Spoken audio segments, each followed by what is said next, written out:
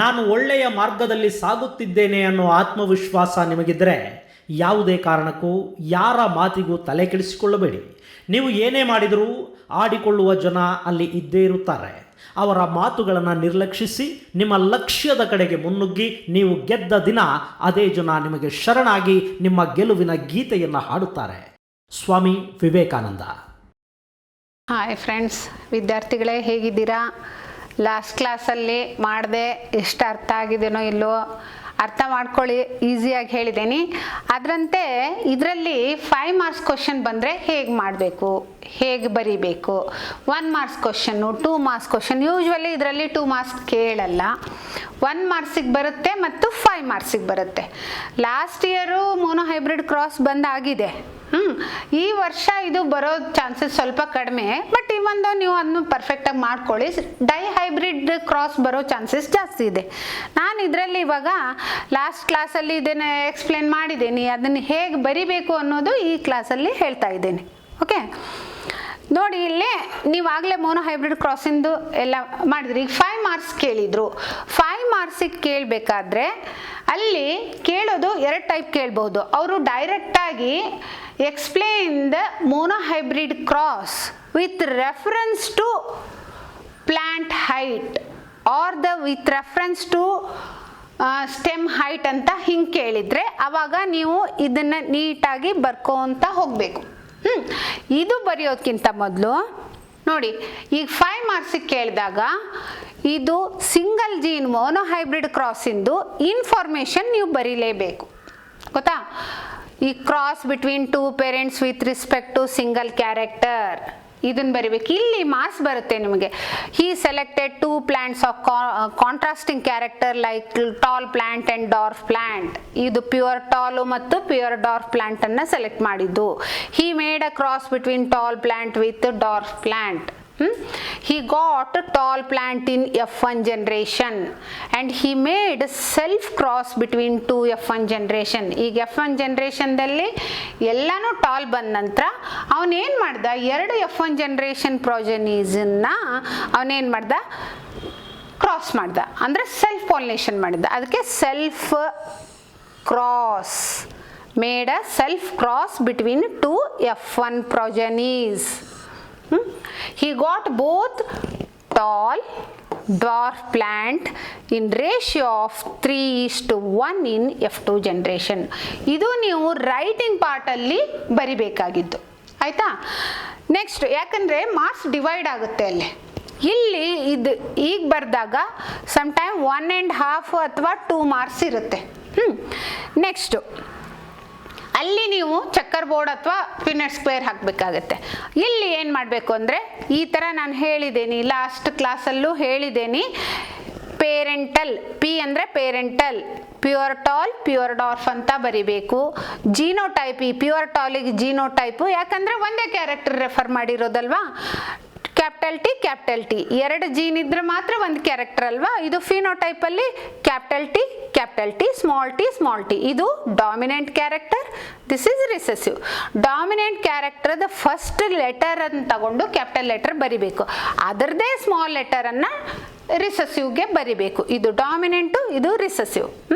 ಇಲ್ಲಿ small D ಬರಿಬಾರ್ದು. Okay, ಆಮೇಲೆ ಇಲ್ಲಿ ಇದು ಯಾವ ಥರದ ಗ್ಯಾಮೆಟ್ ಫಾರ್ಮೇಷನ್ ಆಗುತ್ತೆ ಅನ್ನೋದನ್ನು ನೀವು ರಿಪ್ರೆಸೆಂಟ್ ಮಾಡಬೇಕು. ಇದೇ ಥರ ನೀವು ರೈಟಿಂಗ್ ಮಾಡಬೇಕು. F2 ಆಮೇಲೆ ಇದು ಗ್ಯಾಮೆಟ್ ಫ್ಯೂಸ್ ಆದಾಗ ಹೈಬ್ರಿಡ್ ಯಾವ್ದು ಸಿಗುತ್ತೆ ಅದು ಮತ್ತೆ ಫಿನೋಟೈಪಿಕಲಿ ಹೇಗಿರುತ್ತೆ. ಇದು F1 ಜನರೇಷನ್.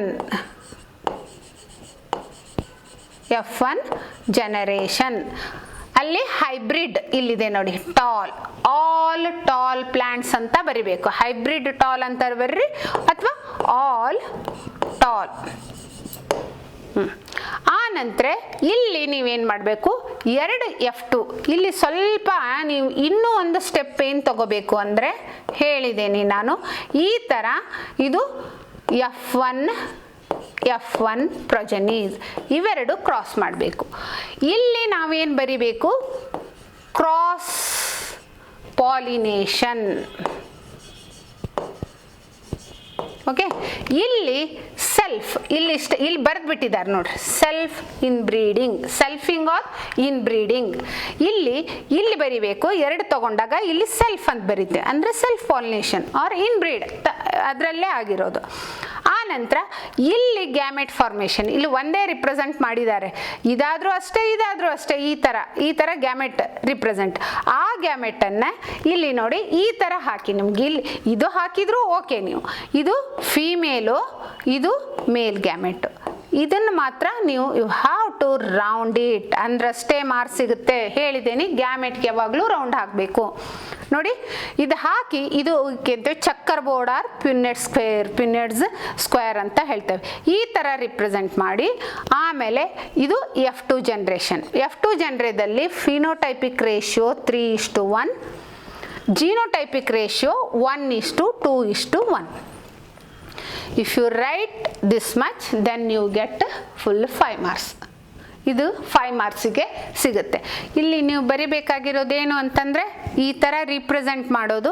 ಆ ನಂತರ ಇಲ್ಲಿ ಈ ಚಕ್ಕರ್ ಬೋರ್ಡ್ ಅಥವಾ ಈ ಥರ, ಇದಕ್ಕೆ ಪ್ಯೂನೆಟ್ ಸ್ಕ್ವೇರ್ ಅಂತ ಹೇಳ್ತೇವೆ. ಇದು ಪ್ಯೂನೆಟ್, ಇದನ್ನೆಲ್ಲ ಬರೆಯೋ ಅವಶ್ಯಕತೆ ಇಲ್ಲ. ಟಾಲು ಡಾರ್ಫ್ ಅಂದರೆ ಇದು ಫಿನೋಟೈಪು. ನೀವು ಜಸ್ಟ್ 1 ಮಾರ್ಕ್ಸಿಗೆ ಇದನ್ನಾದರೂ ಕೇಳೋ ಚಾನ್ಸಸ್ ಇದೆ. ಮೋನೋ ಹೈಬ್ರಿಡ್ ಕ್ರಾಸ್, ಡೈಹೈಬ್ರಿಡ್ಗೆ ಬೇರೆ ಬರುತ್ತೆ. If you represent like this diagrammatic representation ಈ ಥರ ಹಾಕಿದರೆ ನಿಮಗೆ ಫುಲ್ ಮಾರ್ಕ್ಸ್ ಸಿಗುತ್ತೆ. ಫಸ್ಟು ಡಿಸ್ಕ್ರಿಪ್ಷನ್ ಬರೀಬೇಕು, ಆ ನಂತರ ಈ ಥರ ಡಯಾಗ್ರಮೆಟಿಕ್ ರಿಪ್ರೆಸೆಂಟೇಷನ್ನು ಹಾಕಬೇಕು. ಇದು 5 ಮಾರ್ಕ್ಸ್ಗೆ. ಎಸ್, ಸೊ ನೆಕ್ಸ್ಟ್ ಇವತ್ತು ಈ ಬೇಸ್ ಮೇಲೆ ಮೋನೋ ಹೈಬ್ರಿಡ್ ಕ್ರಾಸ್ ಮೇಲೆ ಅವನೇನು ಮಾಡ್ದ, 2 ಲಾನ್ನ ಎಕ್ಸ್ಪ್ಲೇನ್ ಮಾಡ್ದ ಮೆಂಡಾಲ್. 2 laws he explained. ಅದ್ರ ಬಗ್ಗೆ ಇವತ್ತು ನಾನು ಹೇಳ್ಕೊಡ್ತೇನೆ. ಆಮೇಲೆ ಹೇಳ್ತೇನೆ ಈ ರೀತಿ ಕ್ವಶನ್ ಯಾವ ರೀತಿ ಕ್ವಶನ್ ಕೇಳಿದಾಗ ಹೇಗೆ ಬರಿಬೇಕು ಅಂತ. Based on the mono hybrid cross results he conclude. ಈ ಮೋನೋ ಹೈಬ್ರಿಡ್ ಕ್ರಾಸ್ ಅನ್ನ ಅವನು ತಗೊಂಡಿರೋದೇನು, ಸ್ಟೆಮ್ ಹೈಟ್, ಕಾಂಡದ ಅಳತೆ ಮೇಲೆ, ಉದ್ದ ಮತ್ತು ಗಿಡ್ಡದ ಮೇಲೆ ಎಕ್ಸ್ಪೆರಿಮೆಂಟ್ ಮಾಡಿ, ಆ ಎಕ್ಸ್ಪೆರಿಮೆಂಟದ ಸಹಾಯದಿಂದ, ರಿಸಲ್ಟ್ ಸಹಾಯದಿಂದ ಅದು ಬಂದಿರೋದ್ರಿಂದ ಅವನು ಏನು ಮಾಡ್ದ, ಕನ್ಕ್ಲೂಡ್ ಮಾಡ್ದೆ. 2 ಲಾನ್ನ ಕನ್ಕ್ಲೂಡ್ ಮಾಡ್ದ. ನಿಮಗೆ ಗೊತ್ತಿದೆ 3 ಲಾ ಹೇಳಿದ್ದಾನೆ ಮೆಂಡಾಲು. ಟೋಟಲಿ 3 ಲಾಸ್ ಹೇಳಿದ್ದಾನೆ. 1ನೇ ಲಾ ಏನಂದ್ರೆ ಲಾ ಆಫ್ ಡಾಮಿನೆನ್ಸಿ. 1ನೇ law of dominance. 2ನೇ law of segregation. 3rd law of independent assortment. ಇದು ಡೈಹೈಬ್ರಿಡ್ ರೇಷಿಯೋಕ್ಕೆ ಅವಾಗ ನಾನು ಇದನ್ನ ಎಕ್ಸ್ಪ್ಲೇನ್ ಮಾಡ್ತೇನೆ. ಈಗ don't bother about that one. ಈಗ ನಿಮಗೆ ಮೋನೋ ಹೈಬ್ರಿಡ್ ಕ್ರಾಸ್ ಮೇಲೆ ಯಾವ್ಯಾವ ಲಾ ಹೇಳಿದಾನೆ, ಆ ಲಾನ ಯಾವ ರೀತಿ ಎಕ್ಸ್ಪ್ರೆಸ್ ಮಾಡಿದ್ದಾನೆ, ಸ್ಟೇಟ್ ಮಾಡಿದ್ದಾನೆ ಅಥವಾ ಹೇಳಿದ್ದಾನೆ ಅನ್ನೋದನ್ನ ಅರ್ಥ ಮಾಡ್ಕೊಳ್ಳಿ. ಫಸ್ಟ್ ಏನು, ಲಾ ಆಫ್ ಡಾಮಿನೆನ್ಸಿ. ನಿಮಗೆ ಇಲ್ಲಿ ಗೊತ್ತಾಗಿದೆ ಇವಾಗಲೇ, ಲಾಸ್ಟ್ ಕ್ಲಾಸ್ನಲ್ಲಿ ನಾ ಎಕ್ಸ್ಪ್ಲೇನ್ ಮಾಡ್ಕೊತ ಬಂದಿದ್ದೇನೆ. ಈ ಇವನು ಮೋನೋ ಹೈಬ್ರಿಡ್ ಇದರಲ್ಲಿ ಏನು ತಗೊಂಡಿರೋದು, ಟಾಲ್ ಅನ್ನೋದು ಡಾಮಿನೆಂಟ್ ಫ್ಯಾಕ್ಟರ್ ಆಗಿ, ಫ್ಯಾಕ್ಟರ್ ಅಂದರೆ ಜೀನ್, ಅದನ್ನೇ ಹೇಗೆ ರಿಪ್ರೆಸೆಂಟ್ ಮಾಡಿದ್ದಾನೆ, ಕ್ಯಾಪಿಟಲ್ ಟಿ ದಿಂದ. ಡಾರ್ಫ್ ಅನ್ನೋದನ್ನು ರಿಸೆಸಿವ್ ಫ್ಯಾಕ್ಟರ್, ರಿಸೆಸಿವ್ ಕ್ಯಾರೆಕ್ಟರ್ ಆಗಿ, ರಿಸೆಸಿವ್ ಫ್ಯಾಕ್ಟರ್ ಆಗಿ ಅಥವಾ ರಿಸೆಸಿವ್ ಜೀನ್ ಆಗಿ ಕನ್ಸಿಡರ್ ಮಾಡಿದ್ದಾನೆ. ಅಲ್ಲಿ ಅವನು ರಿಪ್ರೆಸೆಂಟ್ ಮಾಡಿದ್ದು ಹೇಗೆ, ಮ್ಯಾಥಮ್ಯಾಟಿಕಲಿ ಸ್ಮಾಲ್ ಟಿ. ಇದು ಡಾಮಿನೆಂಟು, ಟಾಲ್ ಅನ್ನೋದು ಡಾಮಿನೆಂಟು, ಡಾರ್ಫ್ ಅನ್ನೋದು recessive. This is very important. ಯಾಕಂದರೆ ರಿಸೆಸಿವ್ ಕ್ಯಾರೆಕ್ಟರ್ F1 ಜನರೇಷನ್ದಲ್ಲಿ ಕಾಣೋದಿಲ್ಲ. Based on these results Mendel formulated the loss.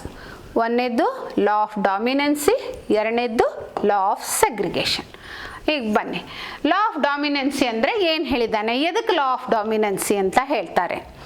Law of dominance state that when two homozygous parents with contrasting character. homozygous ಅಂದರೆ ಇದಕ್ಕೆ homozygous ಅಂತ ಹೇಳ್ತೇವೆ, ಹೌದಾ?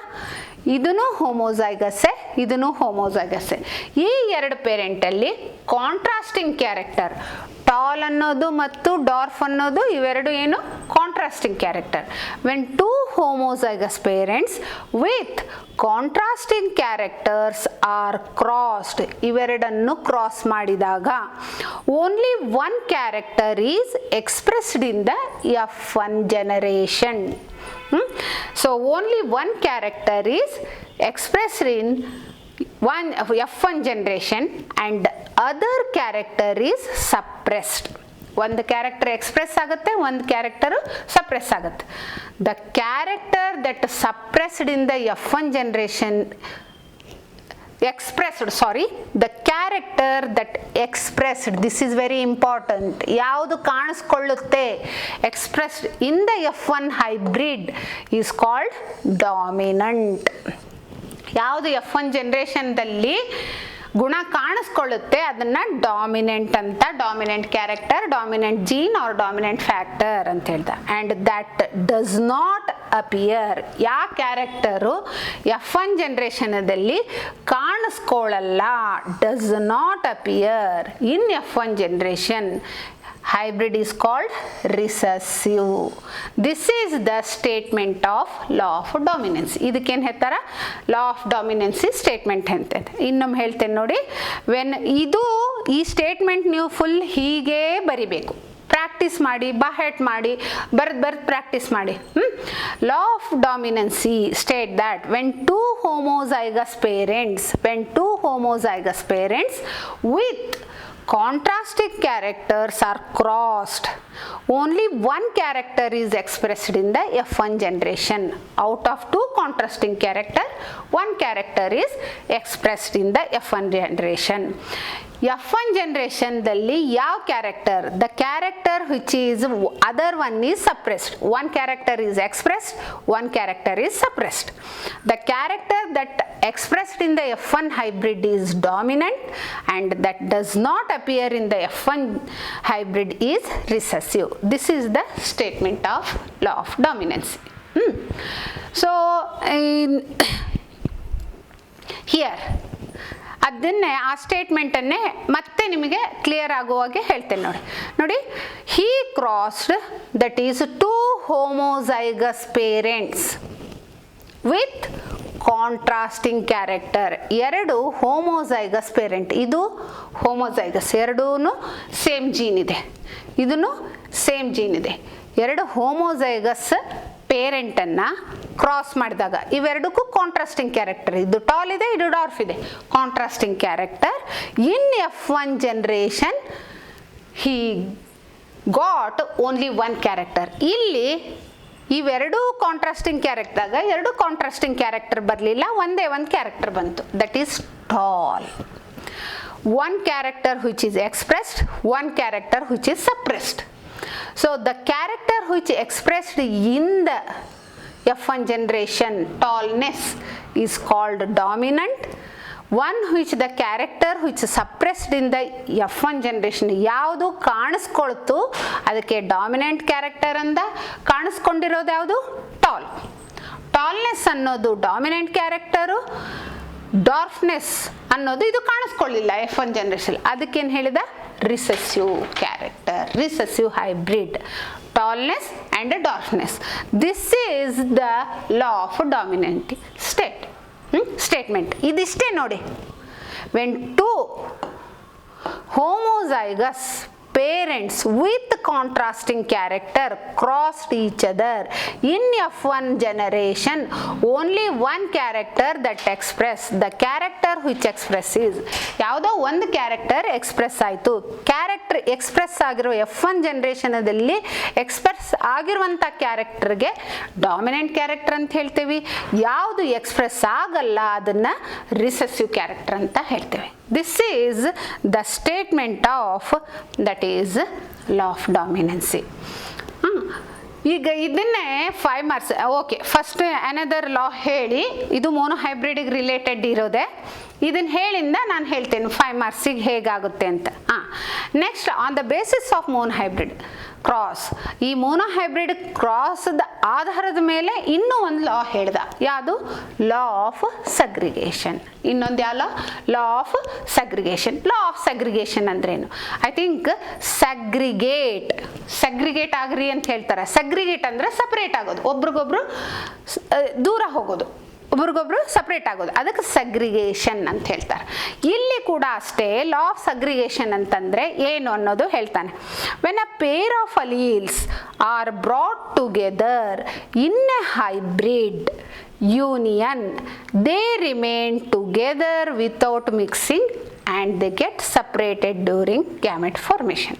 ನೋಡಿ, when a pair of alleles are brought together in a hybrid union they remain together without mixing. ನೋಡಿ, ಇಲ್ಲೇ ಅದು segregation. ಇಲ್ಲಿ 2 ಕ್ಯಾರೆಕ್ಟರ್ ಇದೆ. ಇವೆರಡೂ ಕ್ಯಾರೆಕ್ಟರು, ಇಲ್ಲಿ ಒಂದು ಜೀನ್ ಬಂದಿದೆ, ಇಲ್ಲಿಂದ ಒಂದು ಜೀನ್ ಬಂದಿದೆ.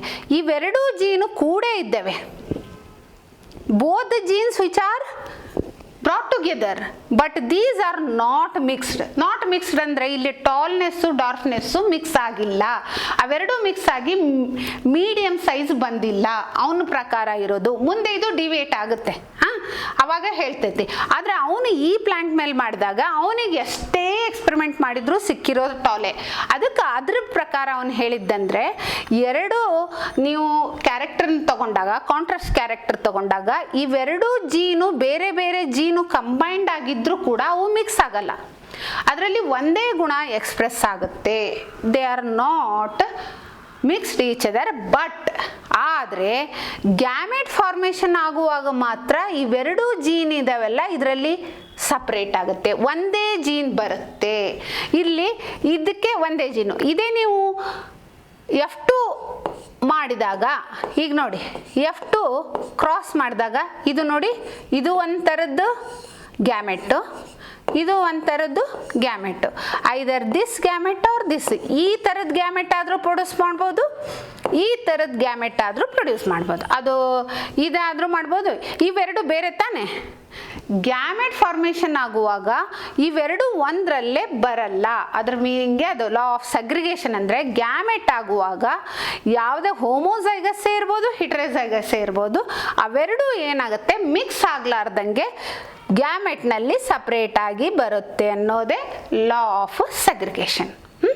So better you practise this statement. ಈ ಸ್ಟೇಟ್ಮೆಂಟನ್ನು ಕೆಲವೊಮ್ಮೆ ಹೆಂಗೆ ಕೇಳ್ತಾರೆ ಅಂತಂದರೆ, ಈ ಸ್ಟೇಟ್ಮೆಂಟನ್ನು ನೀವು ಪ್ರಾಕ್ಟೀಸ್ ಮಾಡಲೇಬೇಕು. ಈ ಸ್ಟೇಟ್ಮೆಂಟನ್ನು ನೀಟಾಗಿ ಹಿಂಗೆ ಬರೀಲೇಬೇಕು. ಕೆಲವೊಮ್ಮೆ ಹೇಗೆ ಕೇಳ್ತಾರೆ ಅಂದರೆ, law of dominance, on the basis of law of dominance explain the monohybrid cross with reference to plant height ಅಂತ ಕೇಳ್ತಾರೆ. ಆವಾಗ 5 ಮಾರ್ಕ್ಸಿಗೆ ಕೇಳಿದಾಗ ಫಸ್ಟ್ ನೀವೇನು ಬರೀಬೇಕು, ಇದು ಲಾ ಆಫ್ ಡಾಮಿನೆನ್ಸಿ ಸ್ಟೇಟ್ಮೆಂಟ್ ಬರೀಬೇಕು. ಫಸ್ಟ್ ಆದರೂ ಬರೀರಿ, ಇಲ್ಲಾಂದ್ರೆ ಲಾಸ್ಟ್ ಇನ್ ಮಿಡ್ಲ್ ಬರೀಬೇಕು. ಈಗ ಲಾ ಆಫ್ ಡಾಮಿನೆನ್ಸಿ ಅಂತ ಕೇಳಿದಾಗ ಈ ಸ್ಟೇಟ್ಮೆಂಟ್ ಕಂಪಲ್ಸರಿ ಬರಲೇಬೇಕು, ಇಲ್ಲ ಅಂದರೆ ನಿಮಗೆ ಮಾರ್ಕ್ಸ್ ಸಿಗಲ್ಲ. ಇಲ್ಲಿ ಇದಕ್ಕೇನಿರುತ್ತೆ, 1 ಮಾರ್ಕ್ಸ್ ಇರುತ್ತೆ. ನೀವು ಈ ಸ್ಟೇಟ್ಮೆಂಟ್ ಬರೀಲಿಲ್ಲ ಅಂದರೆ ನಿಮಗೆ ಮಾರ್ಕ್ಸ್ ಕೊಡಲ್ಲ. Okay, with reference to law of dominance. ಈಗ ಡೈರೆಕ್ಟ್ ಮೋನೋಹೈಬ್ರಿಡ್ ಅಂತ ಕೇಳಿಸಿದ್ರೆ ನಾನು ಲಾಸ್ಟ್ ಕ್ಲಾಸಲ್ಲಿ ನಿಮ್ಗೆ ಹೇಳಿದ್ದೇನೆ ಹೇಗೆ ಬರಿಬೇಕಂತ, ಅಷ್ಟು ಬರೆದ್ರೆ ಸಾಕು.